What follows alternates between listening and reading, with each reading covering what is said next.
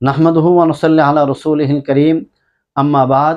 সম্মানিত দর্শক, কাছে এবং দূরে যে যেখান থেকে দেখছি, মার্কাজুল ফুরকান ইন্টারন্যাশনাল মাদ্রাসা এবং মাদ্রাসা ফাতিমাতুজ জাহরা রাদিয়াল্লাহু তাআলা আনহা এর দাওয়াতি স্টুডিও থেকে আমরা আজকে একটি গুরুত্বপূর্ণ মাসআলা আলোচনা করব।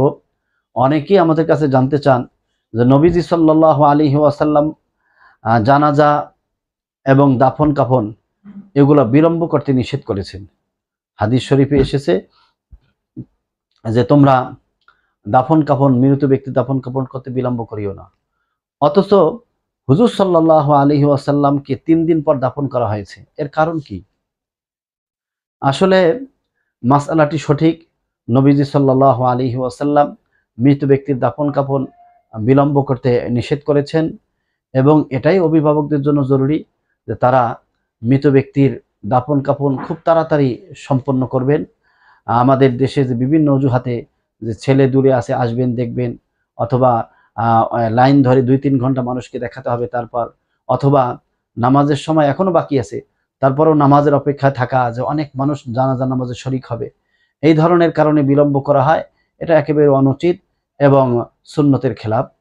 তবে নবীজি সাল্লাল্লাহু আলাইহি ওয়াসাল্লামের জানাজা পড়তে যে বিলম্ব হয়েছে, আসলে নবীজি সাল্লাল্লাহু আলাইহি ওয়াসাল্লাম তো ইন্তেকাল করেছিলেন সোমবার দুপুরবেলা।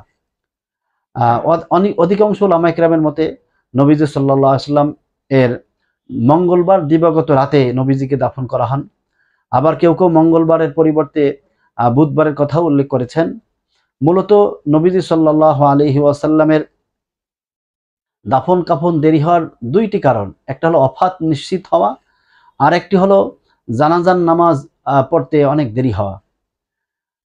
আসলেই নবীজি সাল্লাল্লাহু আলাইহি ওয়াসাল্লাম 23 বছরে যে শিক্ষা, সংস্কৃতি এবং উত্তম আদর্শ আমাদের জন্য রেখে গিয়েছিলেন, সেটা কিয়ামত পর্যন্ত ধরে রাখার জন্য নবীজির ইন্তেকালের পরে একজন খলিফা নির্ধারণ করা খুবই গুরুত্বপূর্ণ ছিল।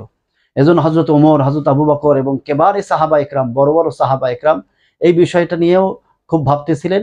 এদিকে হযরত আলী এবং অন্যান্য সাহাবা ইকরাম নবীজি সাল্লাল্লাহু আলাইহি ওয়াসাল্লামের দাফন কাফনের ব্যবস্থা করেছেন। আসলে দাফনে বিলম্ব হওয়ার 2টি কারণের একটি কারণ তো হলো যে সাহাবা ইকরাম মানতেই পারতেছিলেন না যে নবীজি সাল্লাল্লাহু আলাইহি ওয়াসাল্লাম ইন্তেকাল করেছেন। যেমন ইতিহাসের কিতাবে এসেছে, সিরাতের কিতাবে এসেছে, হযরত আবু বকর সিদ্দিক, হযরত ওমর ফারুক রাদিয়াল্লাহু তাআলা আনহু ঘোষণা দিলেন, যে ব্যক্তি বলবে মুহাম্মদ সাল্লাল্লাহু আলাইহি ওয়াসাল্লাম ইন্তেকাল করেছেন, তাকে তলোয়ার দ্বারা দ্বিখণ্ডিত করে ফেলব। পরবর্তীতে হযরত আবু বকর সিদ্দিক রাদিয়াল্লাহু তাআলা আনহুর একটা কোরআনে কারীমের একটা আয়াত এবং একটা ভাষণের পরে হযরত আলী ওমর ফারুক রাদিয়াল্লাহু তাআলা আনহুর এই বিষয়টি স্পষ্ট হয়েছে এবং সকল সাহাবা ইকরাম মেনে নিয়েছেন যে নবীজি সাল্লাল্লাহু আলাইহি ওয়াসাল্লাম ইন্তেকাল করেছেন। এই বিষয়টি। আরেকটি হলো নবীজি সাল্লাল্লাহু আলাইহি ওয়াসাল্লামের জানাজায় বিলম্ব হয়েছে। এর কারণ হলো আমাদের সকলের জানা যে নবীজি সাল্লাল্লাহু আলাইহি ওয়াসাল্লামের জানাজা অন্যান্য মাইয়েতের মতো একসাথে পড়া হয়নি, বরং সাহাবা ইকরাম রিদওয়ানুল্লাহি তাআলা আলাইহিম আজমাইন আম্মা জান আয়েশা সিদ্দিকা রাদিয়াল্লাহু তাআলা আনহার ঘরে 2-3 জন করে প্রবেশ করেছেন এবং নবীজি সাল্লাল্লাহু আলাইহি ওয়াসাল্লামের জানাজার নামাজ একা একই পড়েছেন। এভাবে লক্ষ লক্ষ সাহাবা ইকরাম জানাজার নামাজ এভাবে আলাদা আলাদা পড়েছেন। এখানেও বেশ সময় লেগেছে। এজন্য নবীজি সাল্লাল্লাহু আলাইহি ওয়াসাল্লামের জানাজায় কিছুটা বিলম্ব হয়েছে। আসলে এটা মহান একজন ব্যক্তি ছিলেন তিনি, তেনার ক্ষেত্রে এটা একটু ভিন্ন। কিন্তু নবী সাল্লাল্লাহু আলাইহি ওয়াসাল্লাম যে কথাটা বলে গিয়েছেন এটা অবশ্যই আমাদের মানা দরকার।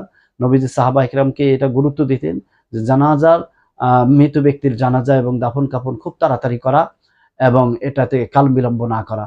আল্লাহ তাআলা আমাদের সকলকে নবীজির এই আদর্শকে, নবীজি সাল্লাল্লাহু আলাইহি ওয়াসাল্লাম যে সুন্নত আমাদেরকে বলে গিয়েছেন, রেখে গিয়েছেন যে জানাজার নামাজ তাড়াতাড়ি করা এবং মাইয়িতকে তাড়াতাড়ি দাফন কাফন দেওয়া, এটাই সঠিক এবং এটা আমাদেরকে মানার তৌফিক দান করুন।